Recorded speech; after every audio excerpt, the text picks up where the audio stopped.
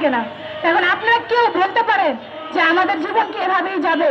আমরা কি আইনের কাছে এখনো স্বীকৃতি পাবো না? আমাদের কি সম্মানটা আমরা পাবো না? বুঝে বলেন আমরা কি দোষ করেছি?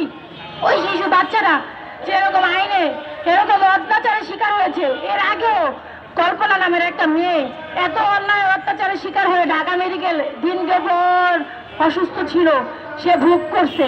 কালকেও আজকেও পরশুদিন আমিও হতে পারি, আমার বাচ্চাও হতে পারে। তো সবার কাছে আমার একটাই অনুরোধ যে আপনারা এটার এমন ভাবে প্রচারও করবেন যেন কোনো মানুষ এরকম অন্যায় না করতে পারে, তাদের ভিতরে এতটা অমানসিকতা না হতে পারে। আমরা সরকারের কাছে একটা অনুরোধ করব, যে সরকার আসবে, যা বর্তমানে যে আছে, যে আমাদের সাথে যেন এরকম অমানসিকতা আর না হয়।